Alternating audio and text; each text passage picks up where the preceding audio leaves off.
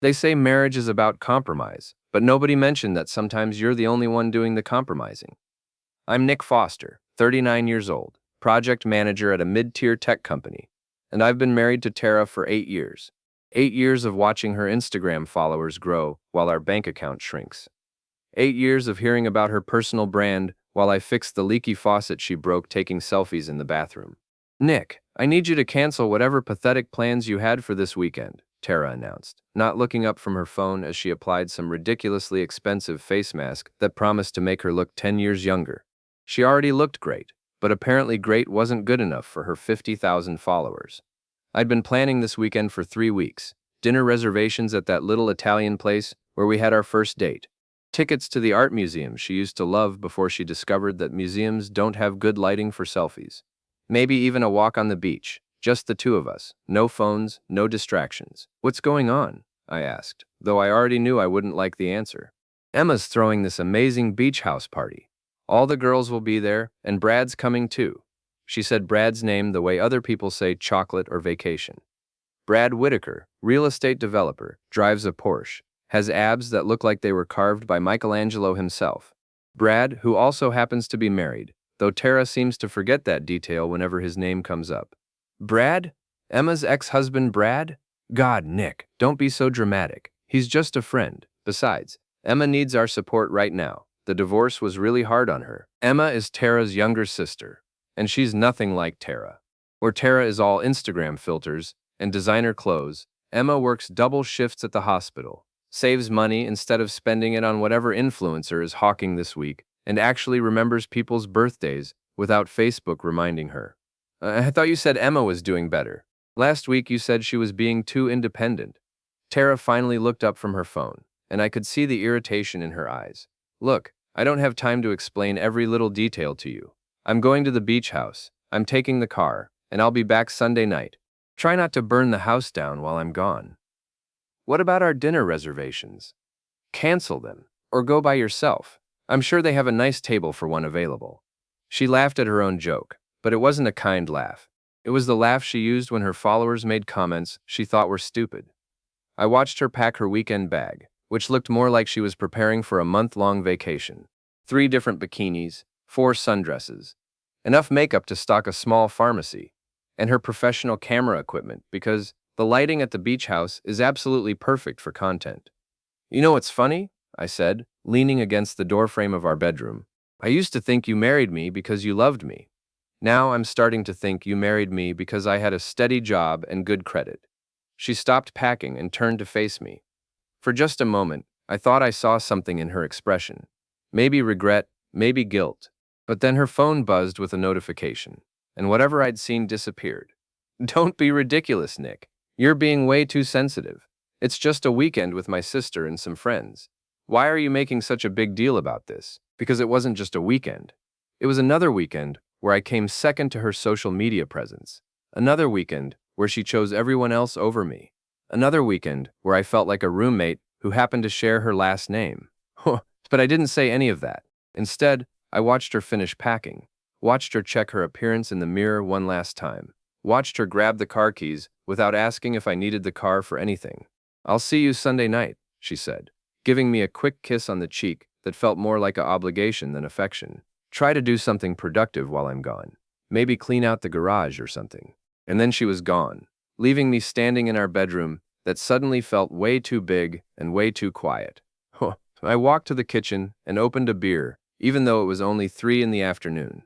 Through the window, I could see our neighbor Connor working on his truck in his driveway. Connor's been my best friend since we moved to this neighborhood 5 years ago. He's a mechanic, divorced, and the kind of guy who tells you the truth even when you don't want to hear it. My phone buzzed, a text message from Emma. Hey Nick, are you busy tonight? I need to talk to someone, and I think you need to hear what I have to say. I stared at the message for a long time. Emma never texted me directly. Usually, any communication between us went through Tara. This felt different. This felt important. I texted back. Sure, what time? How about 7? I'll bring dinner. We have a lot to talk about. Something in those words made my stomach twist. Emma was a straight shooter, never one for drama or games. If she said we needed to talk, It meant something was seriously wrong. I spent the rest of the afternoon trying to distract myself, but my mind kept wandering back to Tara's behavior over the past few months. The way she'd started working out more, buying new clothes, staying late at work events that never seemed to involve her actual coworkers. The way she'd become protective of her phone, taking it with her even when she went to the bathroom.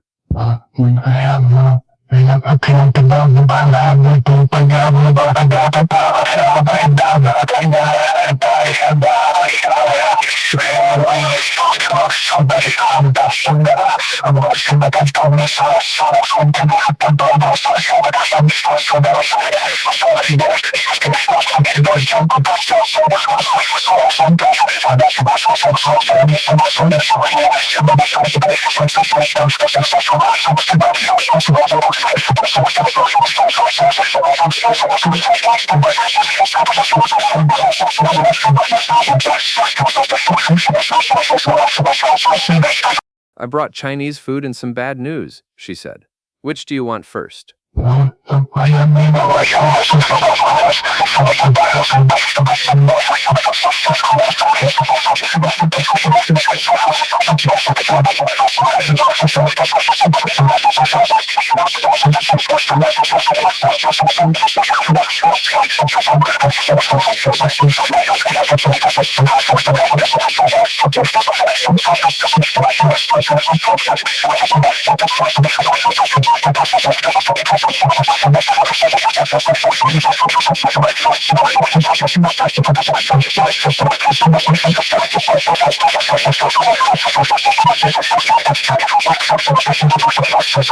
Emma had always been easy to be around. She didn't need constant entertainment or validation. She was just real. Nick, she said finally, setting down her chopsticks. There's no beach house party this weekend. I felt something cold settle in my stomach. What do you mean? I mean, Tara lied to you. She's not with me, and she's not with a group of girlfriends. She's at Brad's house. Just her and Brad. The words hit me like a physical blow. I'd suspected something was going on, but hearing it confirmed was different. It made it real. How do you know? Emma pulled out her phone and showed me a screenshot. It was from Tara's Instagram story, posted just an hour ago. The photo showed a glass of wine on what was clearly a man's coffee table. In the background, partially visible, was a framed photo of Brad in his real estate agent headshot. She's not very good at hiding it, Emma said softly. I'm sorry, Nick. I've known for about a month, but I wasn't sure how to tell you. I stared at the photo, feeling something inside me break. Not just my heart, though that was definitely broken. Something deeper. My trust, my faith in the life we'd built together. My belief that I mattered to someone. Why didn't you tell me sooner? Because I hoped I was wrong. Because I hoped she'd come to her senses. And because, she paused, looking uncomfortable. Because I was afraid you'd blame me for being the messenger. I reached across the table and took her hand. Emma, you're the only honest person in this whole mess. Thank you for telling me. We talked until almost midnight. Emma told me about the signs she'd noticed, the lies Tara had asked her to cover for, the way Brad had been showing up at family events where he had no business being. She told me about Tara's friends, Miranda and Chloe, who thought the whole affair was exciting and romantic, instead of what it actually was, a betrayal of everything we'd promised each other. When Emma finally left, I sat alone in my kitchen, staring at my phone. I could call Tara, confront her, demand the truth. But what was the point? I already knew the truth. The question now was what I was going to do about it. I opened my laptop and started doing research. Divorce laws, property division, evidence requirements. If Tara thought she could just walk away from our marriage without consequences, she was about to learn how wrong she was. No, I didn't sleep much that night. Every time I closed my eyes, I saw that photo Emma had shown me. Tara's wine glass on Brad's coffee table, like she belonged there, like she'd been there many times before. By 6 a.m., I was in the kitchen making coffee and planning my next move. The first thing I did was check our shared location app on my phone. Tara and I had started sharing locations a few years ago, back when we actually cared about each other's safety and whereabouts. She'd probably forgotten we were still connected. Sure enough, her little dot on the map wasn't at any beach house. She was at 1247 Ocean View Drive, which a quick Google search confirmed was Brad's address. She'd been there since yesterday afternoon. My phone rang, Connor's name on the screen. You're up early for a Saturday, he said when I answered. Couldn't sleep? Want to come over for coffee? I need to talk to someone. Be there in 10 minutes. Connor showed up in his work clothes, covered in grease stains and smelling like motor oil. He took one look at my face and knew something was wrong. What happened? I told him everything. The fake beach house party, Emma's revelation, the location app showing Tara at Brad's house. Connor listened without interrupting, his expression getting darker with each detail. That's messed up, man. What are you going to do? I'm going to make sure she can't screw me over in the divorce. Connor raised an eyebrow. You're going straight to divorce? No confrontation, no couples therapy, no dramatic showdown? What's the point? She made her choice. Now I'm making mine. We spent the morning documenting everything. Screenshots of her location, copies of text messages, photos of our joint bank accounts, and credit card statements. I was surprised to discover how much money she'd been spending lately. Expensive dinners, hotel rooms, shopping trips that I definitely hadn't been invited to. Look at this, Connor said, pointing at a credit card statement. She spent $300 at Victoria's Secret last month. When's the last time you saw any new lingerie? Never. The answer was never. Whatever she'd bought wasn't for me. Around noon, my phone buzzed with a text from Tara. Having such an amazing time. The beach house is perfect. Wish you were here. Along with the text was a photo that was clearly meant to look like she was at a beach house with girlfriends. But I could see the reflection in her sunglasses. And it wasn't a beach. It was a swimming pool. And there was definitely a man in the reflection. I showed Connor the photo. She's not even trying to be convincing. She thinks you're stupid, Connor said. She thinks you'll just believe whatever she tells you because you always have before. He wasn't wrong. For 8 years, I'd given Tara the benefit of the doubt. When she said she was working late, I believed her. When she said she needed girls' nights to decompress, I supported her. When she said she needed space to focus on her personal brand, I gave her space, but I wasn't that guy anymore. That guy was gone, replaced by someone who was tired of being taken for granted. I need to get into her email, I said. That's probably illegal. We share a computer. She never logs out of anything. It's not hacking if she left it open. Tara's email was a goldmine of evidence. Months of flirty messages with Brad, planning secret meetups, complaining about me to her friends. One email to Miranda particularly stood out. Nick is getting so clingy lately. He keeps trying to plan these romantic evenings, and it's honestly pathetic. Brad says I should just tell him I want a separation, but I'm not ready to give up the financial security yet. Besides, Nick does all the boring stuff like paying bills and fixing things around the house. Why would I want to deal with that myself? I read that email 3 times, feeling angrier with each reading. Financial security. That's what I was to her. A paycheck and a handyman. You need to see this, Connor said. He was looking at another email thread, this one between Tara and a divorce attorney. She'd been getting legal advice for 2 months, asking about alimony, property division, and how to maximize her settlement. She wasn't just cheating on me. She was planning to divorce me and take me for everything she could get. The consultation is scheduled for Monday, Connor read. She's going to file first and try to catch you off guard. Not anymore, she wasn't. I called a divorce attorney that afternoon. Jennifer Walsh had great reviews and a reputation for being thorough and aggressive when needed. She agreed to see me on Monday morning, 2 hours before Tara's consultation. Bring all the evidence you have, she said. Bank statements, credit card records, proof of the affair, anything that shows she was planning to leave. In a case like this, whoever files first and comes prepared usually has the advantage. Sunday dragged by slowly. Tara sent a few more fake updates from her imaginary beach house party. Photos of food that I could tell weren't taken at the beach. Selfies with backgrounds that didn't match her supposed location. Messages about how much fun she was having with the girls. Each lie made me angrier and more determined. Emma texted me Sunday evening. How are you holding up? Better than expected. I'm filing for divorce tomorrow. Good for you. You deserve so much better than this. Emma, can I ask you something? Why didn't Tara's friends ever like me?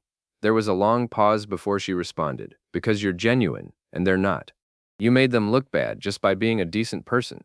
Tara used to brag about you, about how loyal you were, how hard you worked, how you'd do anything for her. But somewhere along the way, she started seeing those things as weaknesses instead of strengths. When did she change? I think she was always like this, Nick. You just brought out the best in her for a while. But people don't really change. They just get comfortable enough to show you who they really are. At 10 p.m., I got a text from Tara. Heading home now. Don't wait up. I'll be really late. I checked the location app. She was still at Brad's house. Oh, wand. At 11:30, another text. Car trouble. Going to stay one more night and deal with it in the morning. Owand. The location app still showed her at Brad's house. Our car was fine. I could see it in his driveway via Google Street View. I went to bed that night feeling something I hadn't felt in months. Control. For the first time in our marriage, I knew something she didn't know I knew. For the first time, I was one step ahead instead of two steps behind. Tomorrow, everything would change. Monday morning, I was in Jennifer Walsh's office at 8 a.m. sharp. She was exactly what I'd hoped for. Professional, direct, and clearly someone who'd seen this kind of situation before. "This is a very strong case," she said after reviewing all my evidence. "The affair, the financial deception, the fact that she was planning to blindside you with divorce papers. We can definitely work with this. What happens next? We file first, today. We ask for temporary spousal support for you, since she's been using marital assets to fund her affair. We freeze the joint accounts so she can't drain them, and we make sure she knows that you're not the pushover she thinks you are." I signed the papers at 9:30. By 10 a.m., they were filed with the court. Tara's consultation with her attorney was at 11, but it was too late. I'd beaten her to the punch. "She'll be served with papers this afternoon," Jennifer explained. "Usually we'd have them served at home or work, but since you know where she actually is, serve them at Brad's house," I said. "Let him see exactly what kind of situation he's gotten himself into." I drove to work feeling lighter than I had in months. My coworkers probably thought I was having some kind of breakdown, because I couldn't stop smiling. But for the first time in years, I felt like I was in control of my own life. My phone started buzzing around 2 p.m. First a call from Tara, which I didn't answer. Then a text. "Call me right now." Then another call, another ignored text, and another call. And finally she texted, "I know what you did. We need to talk." And I texted back, "Talk to my lawyer." Her number's on the papers. My phone rang immediately. This time I answered. "What the hell is wrong with you?" Tara's voice was shaking with rage. "You had me served at Brad's house. Do you have any idea how humiliating that was? About as humiliating as finding out your wife has been cheating on you for months while pretending to be at beach house parties that don't exist." Silence. Then, "How did you—" "Emma told me. You know, your sister, the one who's been covering for your lies? She got tired of watching you destroy our marriage. And Emma had no right to interfere in our relationship." "Our relationship? Tara, you've been planning to divorce me for 2 months while sleeping with another man. What relationship?" I could hear her crying, but they weren't tears of remorse. They were tears of frustration and anger at being caught. "Nick, please, we can work this out. It was just a stupid mistake. Brad doesn't mean anything to me." "Then why are you still at his house?" Another long silence. "I'm coming home. We need to talk about this face to face. The locks have been changed. Your stuff is packed and ready for pickup. You can collect it anytime, but call first." "You can't lock me out of my own house." "Actually, I can. It's my house. The deed is in my name only, remember? You insisted on that when we bought it because you didn't want the mortgage to affect your credit score." That had been another one of her brilliant financial decisions. She'd wanted to keep her credit pristine for her business ventures that never quite materialized, so I'd bought the house solo. At the time, I'd thought it was romantic, showing her that I trusted our marriage completely. Now I realized it was the smartest thing I'd ever done, even if it was an accident. "This is insane, Nick. You're destroying our marriage over nothing." "I'm not destroying anything, Tara. You already did that. I'm just making it official." She hung up on me. An hour later, Connor called. "Dude, you need to get home. Tara's here with some guy, and they're trying to get into your house." I left work immediately and drove home to find Tara's car in my driveway, along with Brad's Porsche. They were both standing on my front porch, and Tara was yelling at the door like it might open if she got loud enough. I parked on the street and walked up to them. Brad was exactly what I'd expected. Tall, tan, perfectly styled hair, wearing clothes that probably cost more than I made in a week. He looked like every real estate agent's headshot come to life. "Nick!" Tara rushed toward me, tears streaming down her face. "Thank God you're here. We need to talk about this rationally." "There's nothing to talk about. Your stuff is packed. You can take it and go." Brad stepped forward, and I could tell he was trying to look intimidating. "Look, man, I think you're overreacting here. Tara made a mistake, but that doesn't mean you have to blow up your whole marriage." I looked at him for a long moment. "I'm sorry, who are you exactly?" "I'm Brad Whitaker." He said it like his name should mean something to me. "Right, Brad. The guy who's been sleeping with my wife. I have to ask, does your wife know where you are right now?" His confident expression faltered slightly. That's complicated." "I bet it is. Here's what's not complicated. You're trespassing on my property. Both of you. Tara, your stuff is in the garage. Take it and leave. Nick, please. Tara was full on sobbing now. I love you. This whole thing with Brad was I was confused. I felt like we were growing apart, and I made a terrible mistake. But we can fix this. You felt like we were growing apart? Tara, I tried to plan a romantic weekend with you 3 days ago, and you told me to cancel it so you could go cheat on me. That's not growing apart. That's you choosing someone else. Several of our neighbors had come out to watch the drama unfold. Mrs. Peterson from next door was pretending to water her plants while obviously eavesdropping. The couple across the street were standing in their yard with their arms crossed, watching like it was a movie. You're making a scene, Brad said. Can't we discuss this inside like adults? We're not discussing anything. You're leaving. Now. Or what? Brad stepped closer to me, trying to use his height advantage to intimidate me. I pulled out my phone and started dialing. Or I call the police and have you both arrested for trespassing. You wouldn't. Try me. Tara grabbed Brad's arm. Let's just go. He's being completely unreasonable. But Brad wasn't done. You know what your problem is, Nick. You never appreciated what you had. Tara's an amazing woman, and you treated her like a roommate. She needed someone who could see how special she is. Special enough to cheat on her husband, but not special enough to leave your wife for? That hit home. Brad's face flushed red, and I could see Tara looking at him with sudden uncertainty. That's different, Brad said. How? My situation is complicated. My wife and I have been having problems for years, but you're still married, for now. I looked at Tara. Did you know that? Did you know you're just his side piece while he figures out his complicated situation with his wife? Tara looked between Brad and me, and I could see the realization dawning on her face. She'd thought she was special, thought she was worth leaving a marriage for. But Brad had never promised her that, had he? Brad? She said quietly. What does he mean? Tara, we've talked about this. These things take time. There are financial considerations, custody issues. So you're not leaving your wife? Not right now, no. The look on Tara's face was almost worth everything she'd put me through. Almost. Get off my property, I said. Both of you, don't come back. I walked to my front door, unlocked it, and went inside, leaving them standing in my driveway. Through the window, I watched them have what appeared to be a very heated conversation next to Brad's Porsche. After about 10 minutes, Brad got in his car and drove away, leaving Tara standing alone in my driveway. She knocked on the door. Nick, please, let me explain. I didn't answer. She knocked again. I know I messed up, but we can fix this. We can go to counseling. I'll do whatever it takes. Still no answer. Finally, she yelled through the door. Fine, be that way, but you're making the biggest mistake of your life. I watched through the window as she loaded her boxes into her car. It took 3 trips, and she was crying the entire time. Part of me felt bad for her, but a bigger part of me felt relieved. For the first time in months, I was alone in my own house without having to worry about what mood she was in or what drama was going to unfold next. My phone buzzed. A text from Emma. I heard what happened. Are you okay? I texted back. Better than okay. I'm free. The next few weeks were a blur of legal meetings, paperwork, and awkward encounters with mutual friends who felt the need to pick sides. It was interesting to see who really knew us as a couple and who had just been tolerating me because I came with Tara. Miranda and Chloe, Tara's best friends, made their position clear immediately. I ran into them at the grocery store the Saturday after the confrontation, and they made sure I knew exactly what they thought of me. You're such a bastard, Nick, Miranda said, blocking my path to the checkout line. Tara is devastated. She made one little mistake, and you're destroying her entire life over it. One little mistake? I couldn't help but laugh. She was planning to divorce me while having an affair. That's not a mistake, that's a strategy. She loves you, Chloe chimed in. She told us how sorry she is, how much she regrets everything, but you won't even talk to her. Did she also tell you that she's been calling me a pathetic, clingy husband to anyone who'll listen? Or that she was only staying married to me for financial security? They exchanged glances, and I could tell that yes, she probably had told them those things.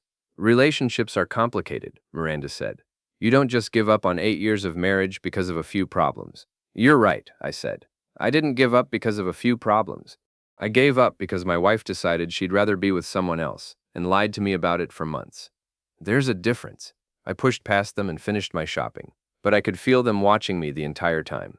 As I was loading groceries into my car, Chloe approached me alone. Look, Nick, I'm not supposed to tell you this, but Tara's really struggling. She's staying with Miranda right now, and she's barely eating. She keeps saying she just wants to come home. She should have thought about that before she decided to have an affair. It wasn't supposed to be serious. Brad told her it was just for fun, that it didn't mean anything. And that makes it better how? Chloe looked uncomfortable. I'm just saying, maybe you could talk to her. Give her a chance to explain. Explain what? How she accidentally ended up in bed with another man. How she accidentally lied to me about where she was going. How she accidentally consulted with a divorce attorney behind my back. You know about the attorney? I know about everything, Chloe. The emails, the secret meetings, the credit card statements showing hotel rooms and expensive dinners. I know she was planning to blindside me with divorce papers and try to take me for everything she could get. So no, I don't think we need to have a conversation about it. Chloe walked away without another word. That evening, Emma came over with pizza and beer. It had become our routine over the past couple of weeks. She'd work her shift at the hospital, then come over to check on me and fill me in on whatever family drama was unfolding. Mom called Tara today, Emma said, settling onto my couch with a slice of pizza. Tara was hoping for sympathy, but it didn't go the way she expected. What happened? Mom told her she was disappointed but not surprised. Apparently, she and Dad saw this coming years ago. Really? They never liked how Tara treated you. Mom said she used to cringe when Tara would make those little comments about you in front of everyone. You know, the ones that were supposed to be funny but were actually just mean. I knew exactly what she meant. Tara had a way of making jokes at my expense that always left me feeling small and stupid. Comments about my job not being as important as her brand building, jokes about my clothes or my hobbies, little digs about how I wasn't as social or outgoing as her friends' husbands. I always thought that was just her sense of humor. It wasn't humor, Nick. It was cruelty disguised as humor. There's a difference. We ate in comfortable silence for a while, watching some mindless TV show. Having Emma around had been one of the few bright spots in this whole mess. She was easy to talk to, didn't judge me for being angry, and actually seemed to enjoy my company. Can I ask you something? Emma said during a commercial break. Sure. Are you doing okay? Really okay, I mean. Not just putting on a brave face. I thought about it for a moment. You know what's weird? I thought I'd be more devastated. I thought discovering your wife is cheating on you would be the worst thing that could happen to someone. But honestly, I feel relieved. Relieved. For months, I felt like I was going crazy. Tara was distant and critical and just mean. But whenever I tried to talk to her about it, she'd tell me I was being oversensitive or paranoid. She made me feel like I was the problem, like I was imagining things. Emma nodded. Gaslighting. Exactly. So when I found out about the affair, it was almost like validation, I guess. I wasn't crazy. I wasn't imagining things. She really was treating me badly, and now I knew why. Have you heard from Brad at all? Not directly, but Connor saw him at the gym last week. Apparently, Brad's been telling people that I'm some kind of psycho who can't handle his wife having male friends. Emma snorted. Male friends don't usually require hotel rooms. That's what Connor told him. Brad didn't have much to say after that. My phone buzzed with a text message. Tara's name on the screen. She's been texting me every day, I told Emma. Usually late at night, usually some variation of, we need to talk, or I miss you, or this is all a big misunderstanding. Are you going to respond? I deleted the message without reading it. There's nothing to say. My lawyer handles all communication now. Good. She had her chance to talk. She chose to lie instead. Around 10 p.m., Emma started gathering her things to leave. As she was putting on her jacket, she paused at the door. Nick, I need to tell you something, and I hope it doesn't make things weird between us. What is it? I've always thought you deserved better than Tara. Even before the affair, even when things seemed good between you two. You're kind and funny and loyal, and she never appreciated those things about you. I used to watch you two together and think about how lucky she was, and how she didn't even realize it. There was something in her voice, something that made me look at her more carefully. Emma was pretty in a completely different way than Tara. Where Tara was all Instagram glamour and carefully applied makeup, Emma was natural and genuine. She had kind eyes and a smile that actually reached those eyes. Emma, I'm not trying to complicate things, she said quickly. I just wanted you to know that someone in this family thinks you're pretty great. She gave me a quick hug and left, but I stood in the doorway for a long time after her car disappeared down the street. For the first time since this whole mess started, I found myself thinking about the future instead of just getting through each day. And for the first time in years, that future looked like it might actually be pretty good. 3 months later, the divorce was final. Tara had tried everything to drag out the process, hoping I'd change my mind, or that she could negotiate a better settlement. But Jennifer had been thorough, and the evidence of Tara's affair and financial deception was overwhelming. In